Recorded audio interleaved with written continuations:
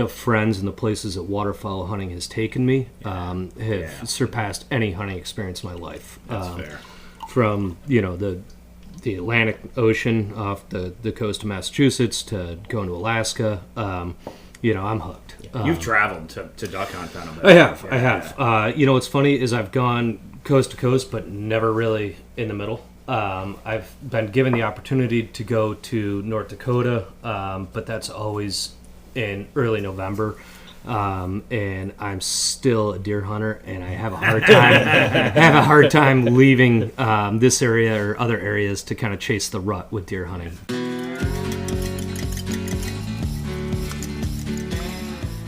Welcome to the second installment of the Merg Squad 3.0. With the Kitchen Conversations, we look to find the ideal place for sharing information, spending time with family and friends, and genuinely BSing about life, ducks, the science of duck migration, duck conservation, and duck hunting itself. At either home or camp, the kitchen is a place to celebrate the day and come together to learn from each other, but we also simply enjoy life. In this episode of the Kitchen Conversations, we talk about deer and duck hunting over roast duck, goose sausage, and some fine bourbon. Enjoy, my friends across duck country, and thank you very, very much for joining us for another episode of the Kitchen Conversations. What'd you bring? I brought little Jeffersons. Jefferson bourbon. You want a drink? Oh, I gotta go run around in an hour. Are you doing soccer I saw your stuff? text about soccer. It's the only thing that's halfway keeping me in shape. Yeah. I got roast duck that I did too. This is phenomenal. Good I duck mean, or just no? Meaning it's not mergansers. No. Shit duck then. The best thing the other day is when because Mike and I have been trying to get together for a while to do business. First of all, he's like, my wife shot some deer, so I gotta clean them. It's nonstop. It's nonstop. My wife just is dropping does like crazy. Yeah, she can't get anything with horns to save her life, but if you want a doe, she'll go. If you want venison, you're good. Yeah. It is good duck. Yeah. You're like, You want a drink too? Oh, water, thank you. I'm up north. I'm up already north brought your hunting, he bus. says. Yeah, And I was like, hope the birds are flying. And he's like, of course, he catches on to Frack's idea of just tell everybody all you're doing is shooting mergs. All I get is lots of merg, lots of merg. There were greenheads in there too. So, in all honesty, I didn't shoot a single common merg the whole weekend. We ran two spreads. One was a layout boat, and Bourbon. Yeah. one Thanks, was man. here. I put ice in these glasses. You can Oh, just, shit. If you have a glass, just pour it. Put your plopper in there. Thank you. Look at those. All right. Well, let's use the Um, cool glasses. I also got peach chutney that goes with this that Sarah made. If you've never had chutney before, you should with this duck. It's Get phenomenal. your own. She made her right here. Yeah, like homemade. Here you go. Right here. Here's your ice cube, buddy. So Christmas time, Is that I'll goose do, sausage? Yeah, Nice. yeah. Christmas time, I'll do roast duck like that. Slice it thin, put it on a crostini with a pinch of sprouts, and then like a cherry reduction or a cherry compote. As fast as I can make them, they're cleared off the plat. Really? I feel like that I'm only invited to two holiday parties because I make duck poppers. Oh yeah. And the first year I brought them, everyone was like real hesitant to like try them because it was duck. And now it's like people are calling me like 2 weeks ahead of time going, are you coming to the party this year? Like, they're not hosting the party. They're just asking me if I'm coming to that party. And I'll be like, yeah, we're planning to come. Are you bringing the duck poppers? Because I feel like that's like the make or break if they're going to show up or not. Like, if the That's duck it. poppers coming, okay, we're going to go. So that's like big green egg, charcoal, like real briquette stuff, lump stuff. Two of those chimneys, and then get that roaring hot. And then that's I don't know, I call it shirky cut because it's Tom. It's not. The dude didn't invent it, but Tom Shirky from Winus Point, who listens to podcasts all the time, so I like to call him Shirky Cuts for him, because he's a fan.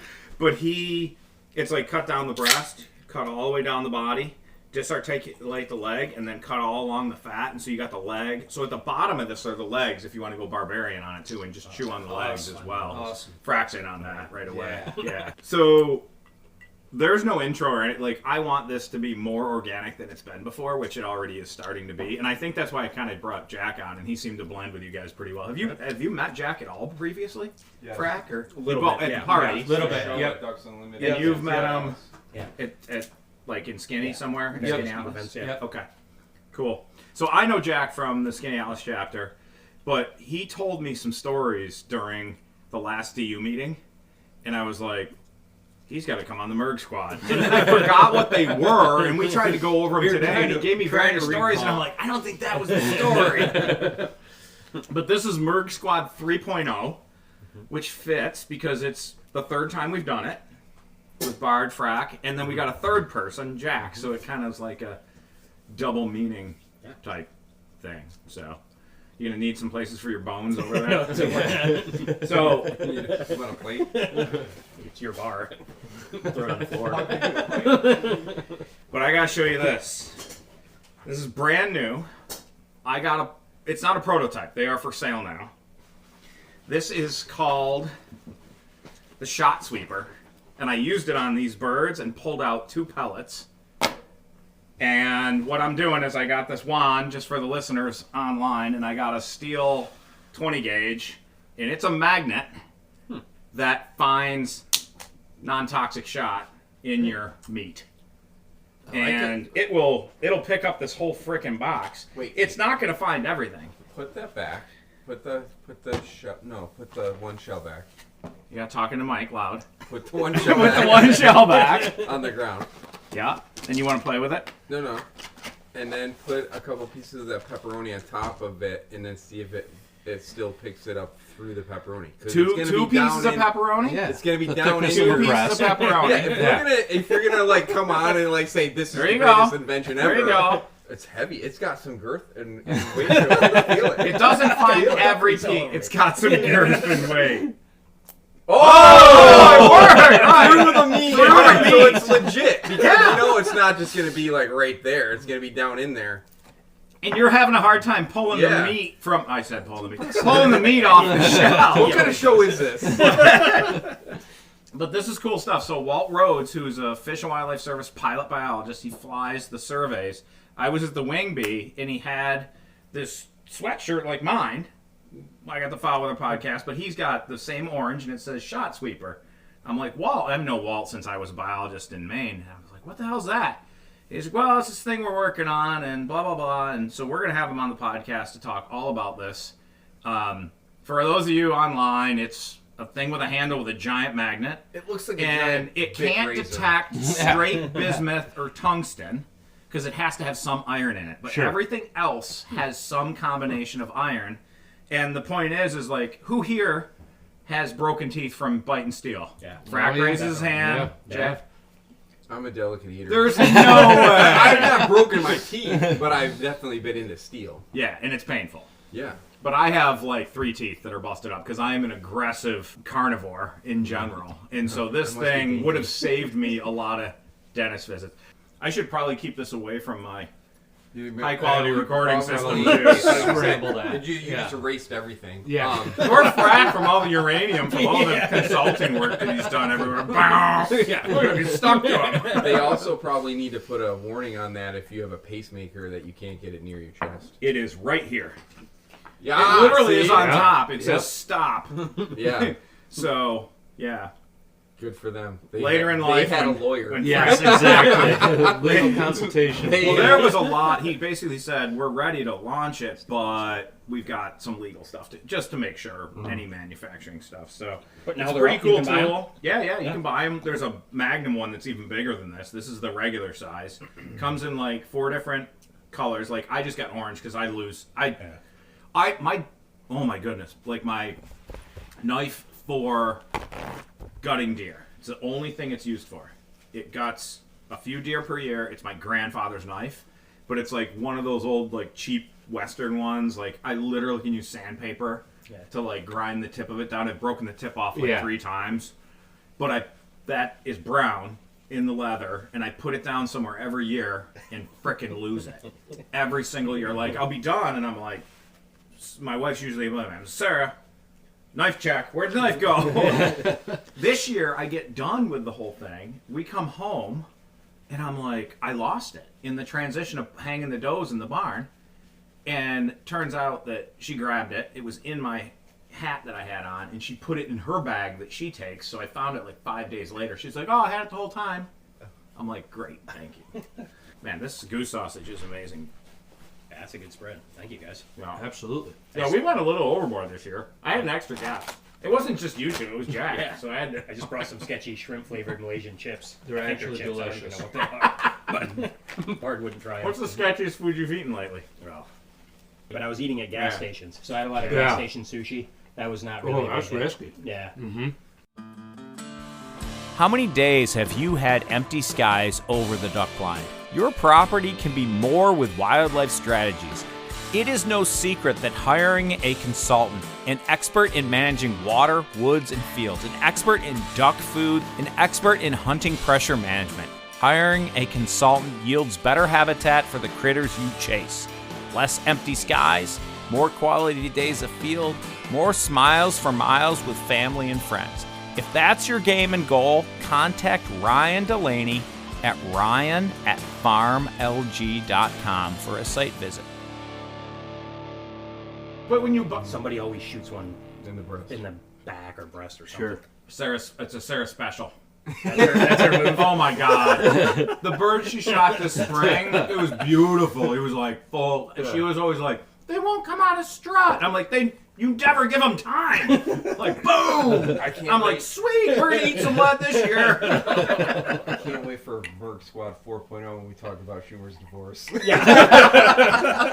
she listens to the. This is the thing though. I had it, so I have to listen to my own episodes because we need listens, right? So like one more is better. My little brother and I both put it on. I also want to hear how stupid I sound sometimes and correct stuff. But it was just happened to be like I got a Chevy truck, so when you turn the truck on, it just starts. So I hadn't finished it, and we were leaving to go put some tree stands up tonight for tomorrow. And it comes on, and I'm like, sorry, I'm listening to the episode. And she's like, yeah, I never listen because I hear enough of you. I'm like, I don't disagree with you. So, speaking of deer hunting, though, you have just been cleaning deer. Have you, Bard, do you even bother with them at all? Really? I've sat with Chris a few afternoons, which I don't usually do, but I don't like her to go by herself. Like, I don't like, I personally am afraid of heights. Oh. So I don't like to be in a tree stand, and so therefore I project that onto her and think about if it was me, I wouldn't want to sit there by myself. So usually I go, and it's annoying for her because I don't sit still well, and I always want to talk to her. Like it's a duck blind? Yeah, Right. Like I whisper, but she still says I can't do that. And then she actually pulled up on a deer this year, and my instant reaction, because this is what I do when I guide, is when people are gonna shoot, I cover my ears. So I went to cover my ears when she went to shoot, and the deer saw me cover my ears and ran. So she was pissed. But it hasn't prevented her from getting 5 deer already this year. So. That's insane. Yeah. So I have 3, and Sarah's like, she's like, why don't you just shoot another deer? Because we need one more, and I'm like, no, because as much as she's like, we're gonna have all the food we need, she'd be happy about that. She'd be angry that she didn't shoot a deer this year, so I just can't take it. So she can't listen to this because she'd be like, Chris shot what? later release. Well, I don't shoot any deer. Right. So, Well, and how many people are you feeding in the house now? 6.5. I Yeah. say 0.5 because Ella's boyfriend Luke is here a lot. But Chris actually gave quite a bit. We grind a lot of it, and she gave quite a bit of it to a few folks in town who used to hunt but can't or don't. They don't get the opportunity to hunt anymore. So she shared some already, which was nice of her.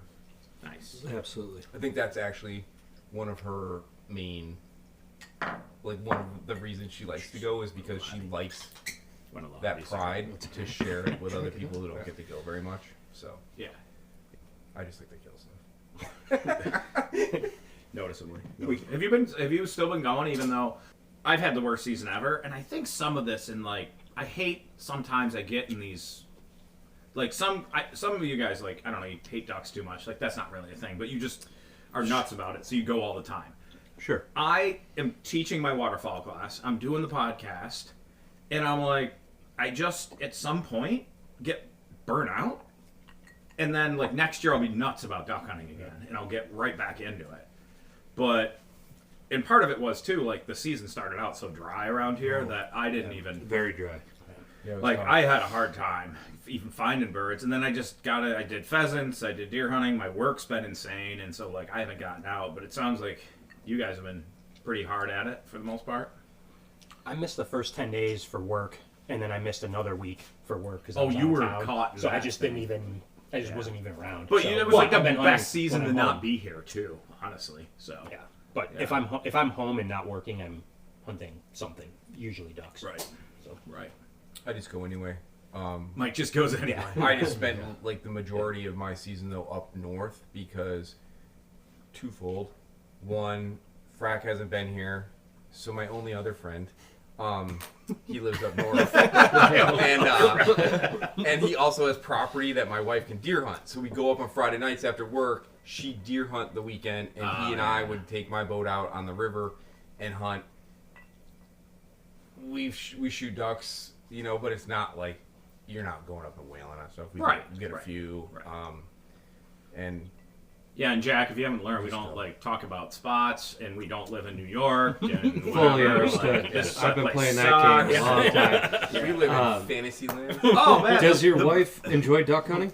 Does she occasionally go with you? She goes rarely. I think she does like it, but she makes some pretty miraculous shots with a rifle. Sure. But with a shotgun, she's not good. And I don't know why. The difference of picking a target with a rifle and being highly concentrated on that one target versus pass shooting or wing shooting. Yeah. It's a different skill set, I suppose. Although I have heard that women have better eye-hand coordination. I've taken my mother and my sister trap shooting, and they both absolutely amazed me. And so that was my only test of that theory, but I would say it was proven true in my experience. Yeah, Sarah's like insane with a shotgun with a rifled barrel, like just iron sights. Finally missed a deer last year, and I was like, woohoo! Because it made me feel like, you know, she's not superior to me as far as shooting, but she is. I mean, she shot a pronghorn at 280 and out west, and then a mule deer, and like I think a little longer than that actually, 2 years in a row with a 243, and I'm like, I can't. Like I go down. Our ranges here in the east aren't that long. Like you go to Beeville, and it's like 210 is the best you can get, and I'm like, let me shoot at this giant metal plate that's out there because I can hit that. Like if you want me to hit an animal at 200 yards, I can hit it, but I'm good to 100, but that's because I just grew up in shotgun land too. But I couldn't believe over the years. I'm like, you just keep crushing all these deer with iron sights and a rifled barrel with sabot slugs, and I mean, just stone dead. So yeah, I don't know. I think my wife's honestly a better big game hunter than I am. She just doesn't have the time to do it. But Mike, did we cut you off on your fantastic I was just gonna say like the deer thing? So no, I was gonna say the difference for Chris this year is she's a college student. We won't call it a midlife crisis. We'll just call it my kids got. She went back to school where she could like just stop working any job that she needed to work, and she can go back to school for nursing. So now she's a nursing student. Excellent. And she has a whole different schedule. But this week she's off, right? So she doesn't have any school or no homework and whatever, and they don't have school on Fridays, so she kind of gets 3-day weekends. So that's helped her a lot in having time this year. I So think you guys just go together. Well, and the kids too are difference maker. self-sufficient now completely. Yeah, for the So- most part. they all still live here. Yeah. That's a new trend though, so I don't like. It's not like there's no judgment on that. Yeah, no. Gosh, no. My oldest has been trying to find a place for at least a year now, and I feel so bad for her. She like, one, if you're not on it within hours of it listing, Yeah. it's not there if it was any good. Yeah. And if it is there a couple hours after listing, it's not worth even close to what they're asking for it, but someone's gonna pay it. I don't know. Correct. It's crazy. Yeah. It's tough. I mean, I can't imagine where folks are at. Like even Frack, you kind of bought maybe How long have you been in your house now over there, like right next door? 6 years. 6 years. About right so about in half the time we've been at our place, and you hit it right Just before perfect. it went bad. Yep. Yeah. Yeah. Yeah. Yeah, we got lucky. Even from when we like signed the stuff, the guy was like, a month later it was like another $5,000. Yeah. More expensive. Yeah. So we just dumb luck. Yeah. So we're going to talk about deer hunting, though, more on this than normal, I think. I don't know. Part of it is that I got a hold of you right after you got back, a little while after you got back from all that work, and you're like, I've mostly been deer hunting. Mm-hmm. And you're like, well, I'm like, how's it been? I'm like, I got into decoying deer. Yeah. And he's like, I shot a deer. I never saw the deer you shot, which must have been a decent buck. Yeah. But then you sent me, like, I thought I'd see like 2 videos of you decoying deer. But they just kept coming into my phone like over and over again. And I'm like, oh my God. So then I had to. So go ahead and I think this is a way for duck hunting. Like if you're a duck hunter and you don't deer hunt, this might be your gateway drug. Yeah. Because you can call at them and you got decoys. It's the whole shit. So That's exactly how I got into it. I'm not a very good deer hunter. I have zero patience. I can't sit still. So most of my deer hunting is still hunting, historically, because I just can't sit still. I don't like sitting in a tree stand. I'm thinking about all the, stuff I should be doing. And historically, that like bow season overlapped with our first duck split. So I always wanted to be in the marsh if it was, October. And this year, the way the split lined up and with work, I just ended up exactly what you said. I tried decoying, I tried calling, and it made it a lot more interactive, and it was fun. I got lucky and had good results the first couple times I tried it. So it was like the pre-rut stuff is when it seemed to really work. Yeah, and that's when it's definitely, I would say, when decoying calling to deer is most effective, is the pre-rut. Yeah, because I got on it like right after that. You told me about it. You sent me the videos. I'm like, and I've done it a few times, but never with any luck. And I'm like, I gotta do this now. Yeah. But Do you have a decoy, Jack? I don't, not anymore. I have some experience with decoying deer. The first time I ever decoyed a deer, I was probably 14 years old and was hunting behind our family farm. And I carried a 50-pound waterlogged archery target about 500 yards out, put it out in the field in front of me, sat in this hedgerow, and didn't see anything. Although I will tell you what, every time you doze off and wake up and you see the decoy, it makes you jump. So shortly before last light, I was sitting there in kind of full alert, and I had this little 6-point come up and just absolutely linebacker the decoy, which was an archery target. He quickly turned around, realized that it was not a real deer, and was gone before I could even think about making a move on him. But I have played with some decoys in the past.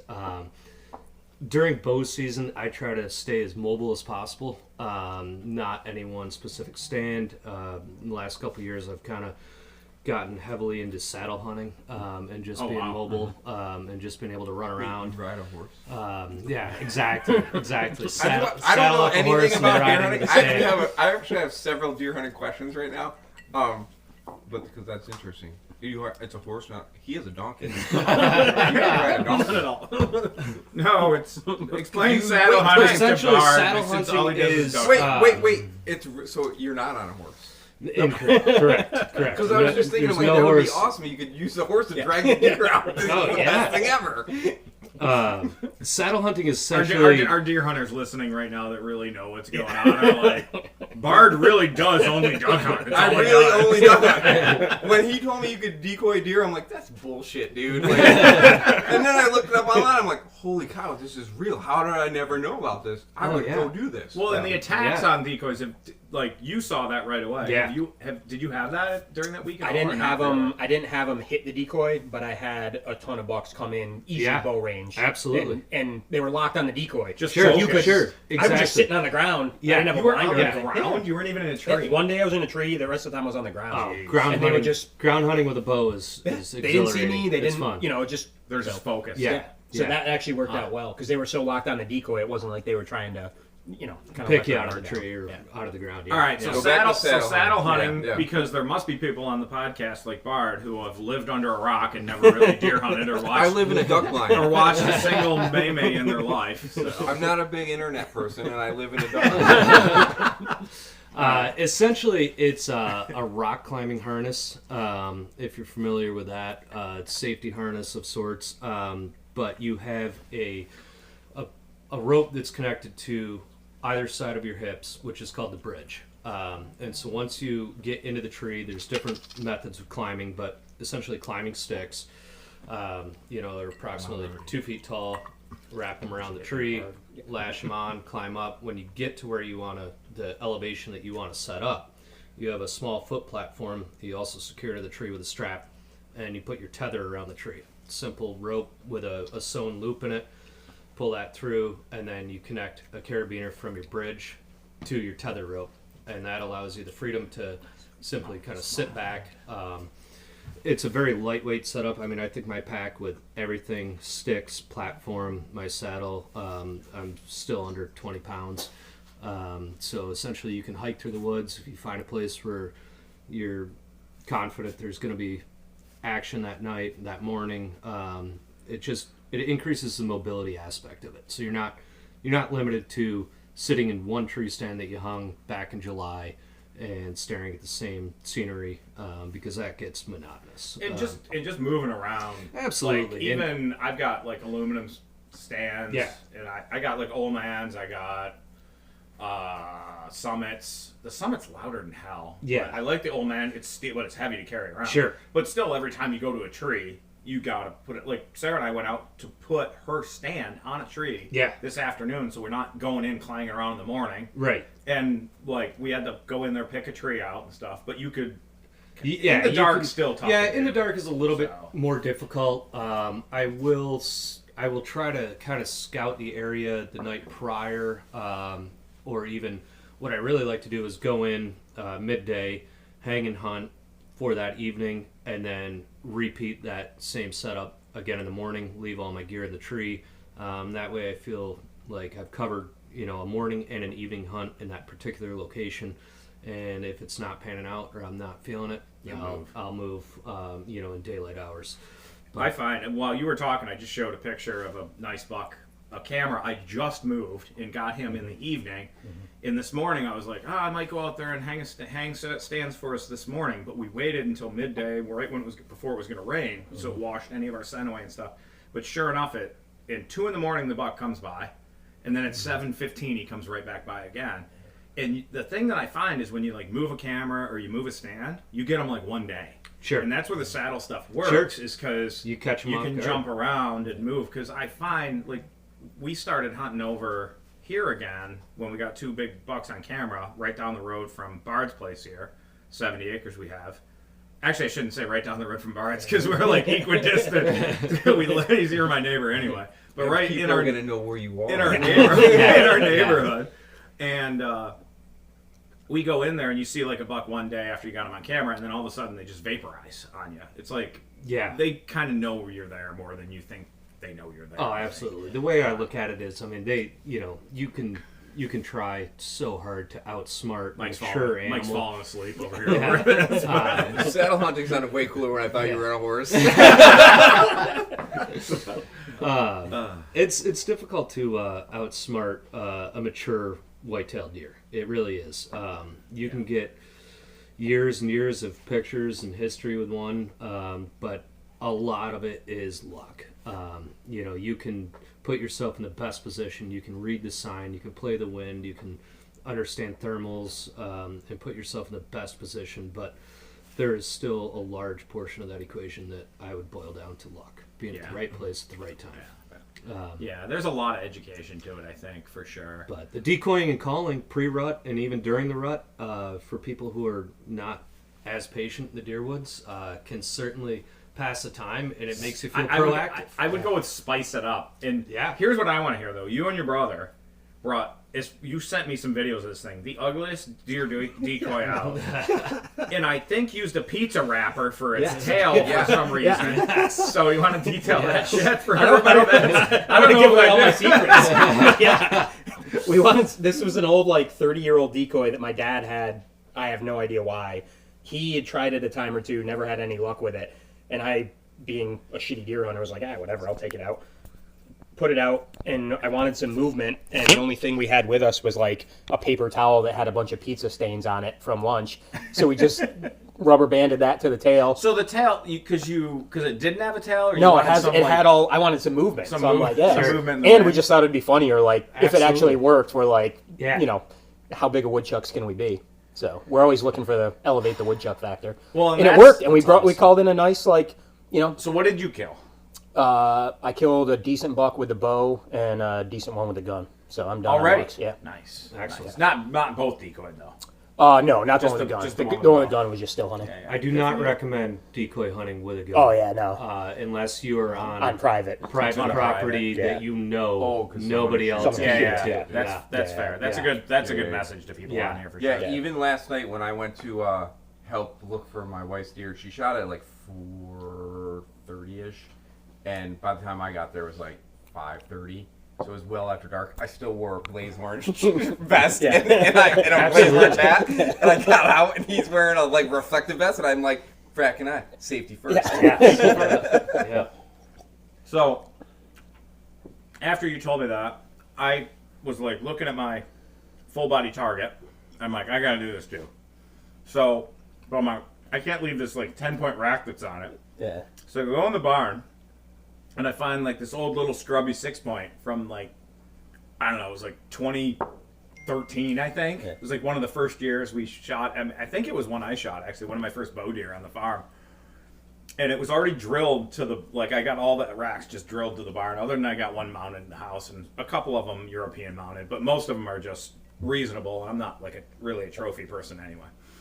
So I drill this thing off the barn wall, and I drill it to this deer's head, and I'm like, ah, shit, there's a zip-tied deer tag still on it from 2013. I'm like, wow, I got to out-hobo Yeah. frack, so I'm just leaving it on there. So the first day I go and put it out, and this is Sarah's, we call it the oak stand. There's like a little white oak that sits right in front of it that we have to trim every single year to shoot through it, but it's a nice stand. We've killed a lot of deer out of it. And right first thing in the morning, here comes this little 6-point buck, and I grunt at him. There's a little cross trail we've mowed up towards the neighbors that the deer always come down, and he's coming right at it. Comes up, takes a moment, takes another step, gets right behind it, maybe 10 yards behind the decoy, and it's just what you said. Like, I'm in tree stand. Like, I could have shot this deer 6, 7 times, 13 times over, and he starts, like, puts his head down, makes a scrape, and then he takes 2 steps towards it, and the wind picks up, and that tag freaking blows in the breeze. And he's like, boom, gone. And I'm like dying laugh. I got it on video. And it's like, this fucking deer is like, holy shit, he's already tagged. I'm out of here. It was killing me. But I did not kill a deer with I've never killed a deer with a decoy yet. Yeah. So yeah, it's on the to-do list though. Yeah, it was fun. I mean, I have no idea how. Sounds like you've done. I have no idea how effective it is. Like, it was effective for me this year, but like I said, I'm a pretty scrubby deer hunter, so It's all for what it's worth. situational dependent. It's You're pretty scrubby. if hunter, that all deer, right. Yeah. you know, if that deer's aggressive and wants to defend his territory, you know, and you'll get interest from smaller bucks. I've even had, you know, doe come into a decoy just to investigate another deer in the field where they didn't feel a deer should be. Yeah. But I think it all depends on the temperament of the deer, the time of the year. But I think it can be highly effective from the ground, especially if you're in you know, large pieces of public. You're not afraid to use more aggressive tactics. You know, blow it up, go hunt it, see what you can make happen. If it doesn't work, you know, keep moving. You know, I'm far more aggressive with my tactics when we're hunting, you know, large pieces of public land versus small little thickets, you know, on private, in between big ag fields. Well, you said too, you started as a deer hunter and Correct. kind of found duck hunting and got hooked. Correct. On it, right? Yeah. So, you know, my family, my mom's father had a dairy farm, and my mom's brother, who's since passed, was part of that dairy farm, and so I kind of grew up as just, you know, that's what we did. We'd go to deer camp every year, and so I was raised a deer hunter. Nobody in my family really duck hunted. They might go out a couple times a year with some buddies, whatnot. I had a friend up in northern New York take us out goose hunting when I was probably 14. And Microphone fell over. If anybody heard that online, I don't know the best place for these microphones. I'm not a professional. Keep going, Jack. so I was kind of my first introduction to waterfowl hunting was a late season goose hunt, and it was the day after Christmas, and we just had an absolute riot. I thought it was the greatest thing ever. It was very social, got to shoot the gun a lot. We had some success, and from there I was kind of hooked. And then about 12 years ago, I started kind of pursuing it a little bit more. I got a dog, and then that really forced me to hunt more and more. And I still wouldn't say I'm an extremely well-accomplished waterfowl hunter. There's a lot of things that I would like to do, but the friends and the places that waterfowl hunting has taken me have surpassed any hunting experience in my life. That's fair. From the Atlantic Ocean off the coast of Massachusetts to going to Alaska, I'm hooked. You've traveled to duck hunt then a bit. I have. What's funny is I've gone coast to coast, but never really in the middle. I've been given the opportunity to go to North Dakota, but that's always in early November, and I'm still a deer hunter, and I have a hard time leaving this area or other areas to kind of chase the rut with deer hunting. But once the freezer's full, the rut's over. I cannot wait for the season to open back up here. I've been fortunate enough to take 3 deer this season. Kind of had a heartbreaking bow season. I missed a really nice buck, and then 3 days later, I hit a really nice buck a little far back, and with about 3 days of extensive searching and different tracking methods, unfortunately that deer was not recovered, and so I filled my bow tag because I felt that I killed that animal, and it was just not recovered by me. But nothing goes to waste in nature. And then it's gonna get eaten. I was lucky enough a week ago yesterday to have filled my rifle tag in the big woods, still hunting in the snow. Nice. And nice. Yeah, so when we didn't have snow here, a little bit further south, so you were down, I won't say, but maybe an hour south of here? Yeah. In higher elevation. Little higher elevation. Yep, exactly. Came in with, we got almost 3 inches of rain in 24 hours, which then turned into snow. And that kind of, I find that in the big woods especially, you get a little bit of snow on the ground, it kind of resets the woods. You're able to follow track. And there's something about hunting big woods in the snow. Were you tracking or you were still hunting? I was still hunting, so I was on the move, and I actually spotted this deer. I came up out of a big bottom with a good size. It's a stream, which that day, after 3 inches of rain, the previous 24 hours had turned into a river. My goal was to cross that. I quickly realized that muck boots were inadequate to cross that. And so I just started trying to identify food sources. And in the big woods, the only thing that was green still were the multiflora rose. And so I knew that there was a large patch of that above me, and I started working my way up the hill and just trying not to break a stick. Every time I would break a stick, I'd tip a doe bleat can. And it's just kind of a less aggressive calling method to interest the deer, but not grunt at the deer that perhaps would, kind of flare from that, so to speak, to cross a waterfowl term into deer hunting. And spotted movement about 15 yards off my right shoulder and stood still as a statue. And he ended up coming up. So you were in thick shit then 15 yards from him. Yeah, fairly thick. Kind of, transition zone in between, kind of open hardwoods and real thick briar patch. And saw that he was a nice buck, very respectable buck for the big woods. And he turned broadside, gave me a 50-yard shot, and the rest was history. Nice. One kind of really cool thing about that is, unbeknownst to me at the time, my little cousin, who was 12, had put a camera on a four-wheeler trail, an old logging road, just above where I was. And I stayed put after I took the shot until a cousin of mine came down the hill, and we walk up to recover the deer, and it was right in front of the camera. So I'm calling my 12-year-old cousin at school. It's a Monday morning. And I'm going, check the camera. Well, sure enough, he texts me the video moments later, and we actually have the deer coming through the frame and expiring right in front of the camera. Wow. So kind of neat. If you had tried, a million times over, you can recreate that scenario. So what is he, at a 11? Yeah, so he Wow. was, just a big woods kind of main frame Yeah, 10, and I would technically not an 11. Like wide, not high, mostly, Yeah, you think? yeah. Yeah. It's Hard shot? hard, yep. Nice. But yeah, nice big woods buck. It's a nice deer. Yeah, congrats, very Jack. pleased. That's very nice. And 2 days prior, my girlfriend, who's gotten heavily into hunting since her and I have met, she grew up in a hunting background with her family. Was hunting. yeah. I left her home alone to go to deer camp for a week, and she shot a respectable 8-pointer all on her own. Nice. So it was kind of a cool story. And, That's awesome. It was a good week. Congrats. Heck of a deal. Yeah. Love it. Why did you call it a big woods buck? Is there a difference? Like, this it's is me just, being a kid. I don't know anything about deer hunting. Like, do they tend to like grow differently? There's not as much food. Say when, Mike. So you're not. Yeah. It's not like a corn-fed, soybean-fed. So they're Correct. usually, So that's good. it takes them. Are they usually? I wasn't paying Yeah. attention. As you're filling my entire. As you weren't paying attention, I just started pouring faster. Like now I have a full glass of bourbon. I gotta cut it with some ginger ale, or I'm gonna be. Take a little splash. I got more ice. I'm on vacation right now. And there's way less deer per like square mile there because there's way less Exactly. food. So it's harder to like if you sit in a stand.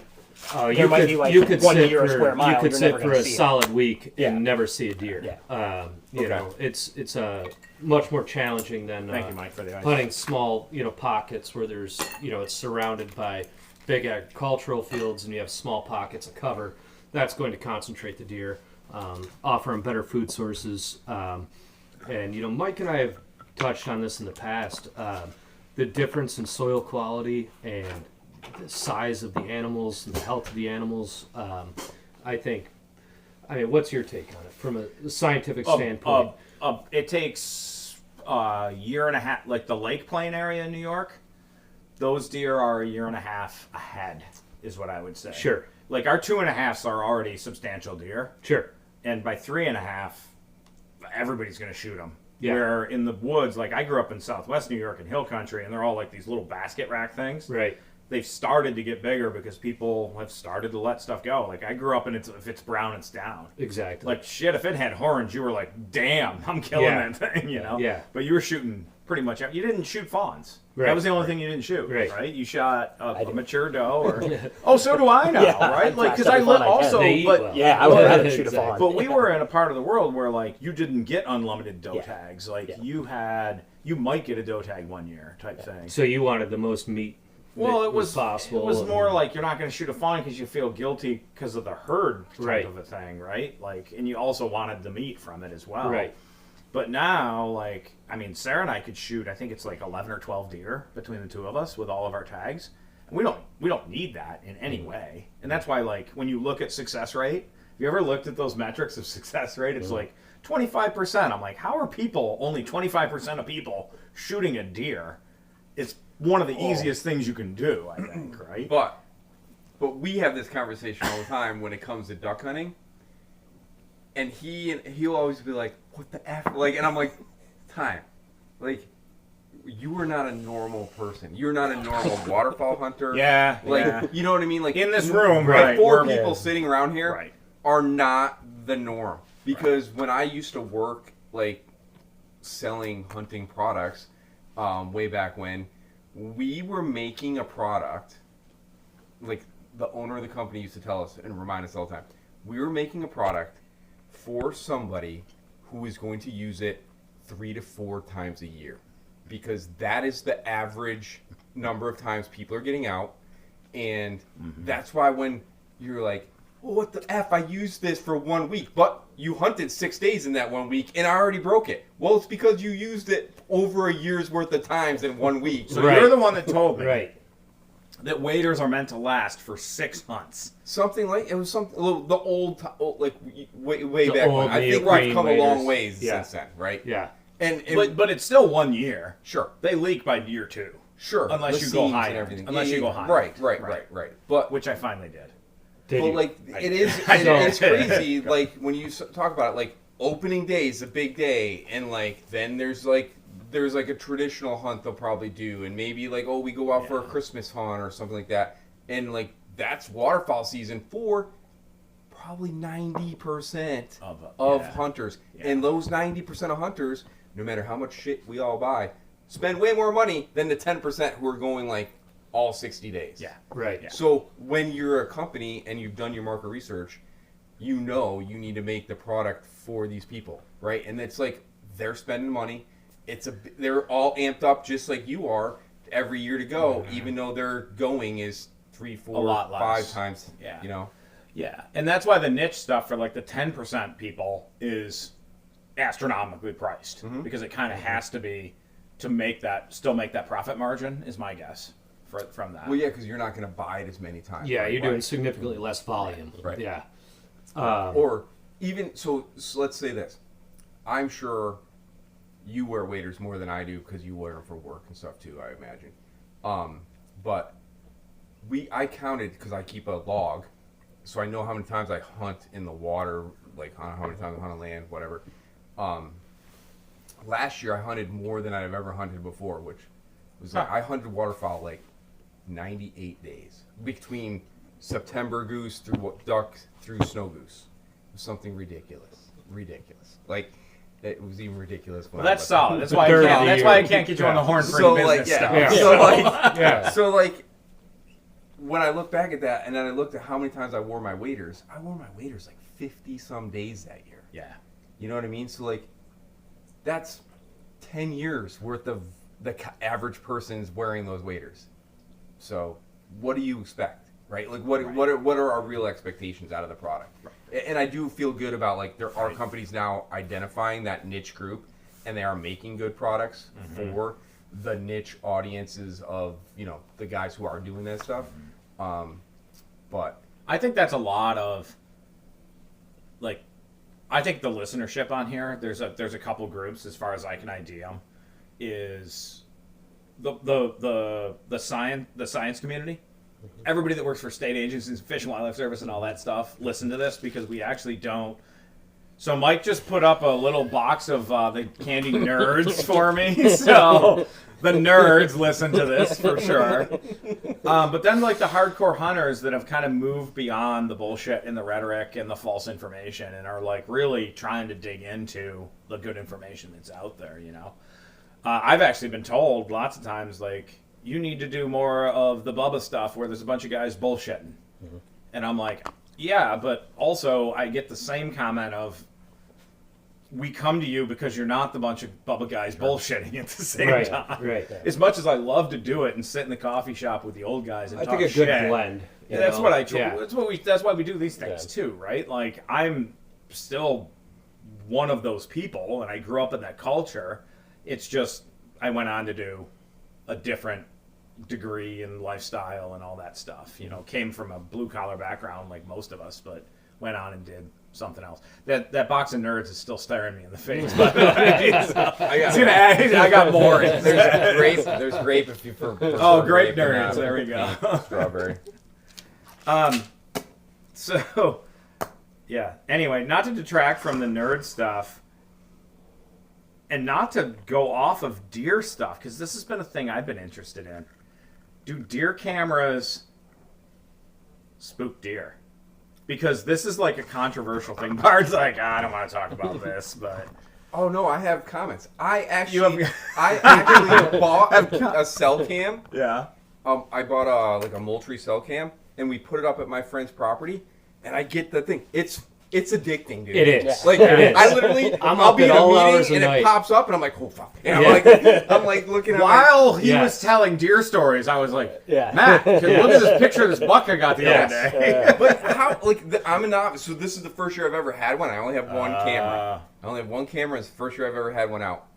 He's looking for a picture right now. I'm just checking. How often do you have a deer that looks like they're looking right into the camera, like 2 feet away from it, and you only see their fat face and their big ears? And then you see them once.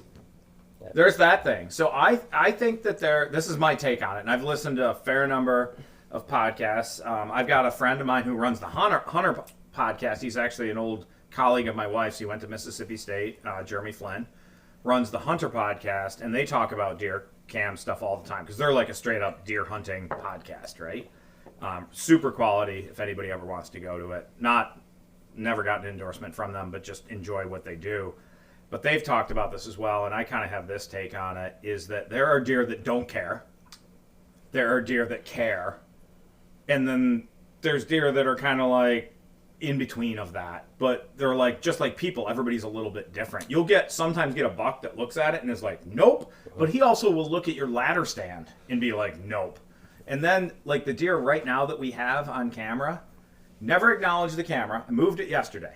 There were so many scrapes, I couldn't not put it on a scrape. It's an insane thick kind of bedding area that I'm like, we've got to get into it because it's late in the season. We want to kill something. Put the camera on a scrape, and he walks by, doesn't even look at the camera, and then the next thing I see him is he's like literally on the scrape doing his business, and then the next morning he comes right back by, never looks at the camera. I'm like, we can kill this deer because he doesn't care about shit, and I think he's in a place where he's just going to keep running this trail.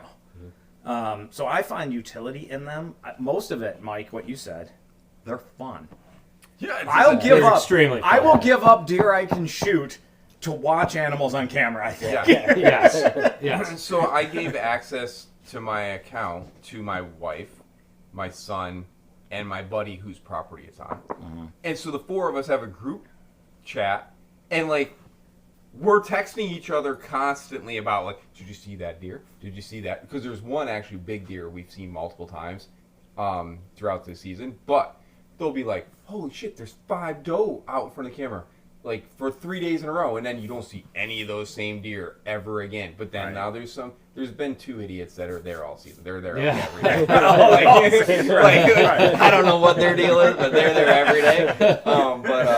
But it is cool. It's cool, and it gives us something to talk about.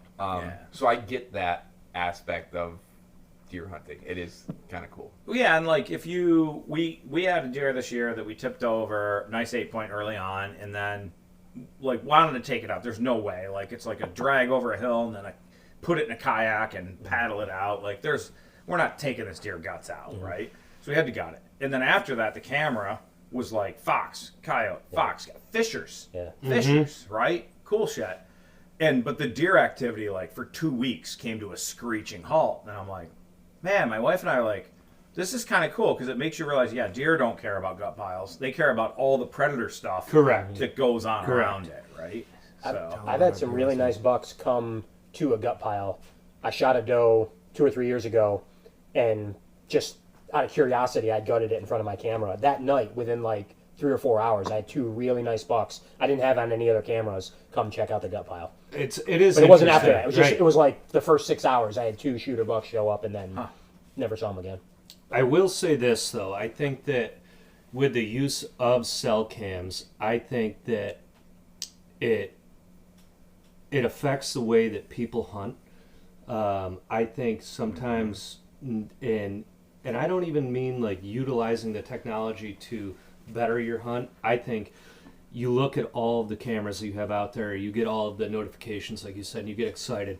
You wake up in the morning and you don't have any pictures. You're like, oh, well, they're not there. So I think that for me, it's a blend of trusting my knowledge, reading the weather, the time of year, everything else, but not relying on the information I'm getting from the cameras wholeheartedly. I think that sometimes there is the mystery factor going into a new piece of public land, reading sign, finding deer, seeing deer is just exhilarating. And sometimes I think that camera can kind of almost be a downfall and make you think that there's not deer there. But I've personally watched deer walk right down the trail and then sidestep the camera to the back of it. And the comment is cameras lie.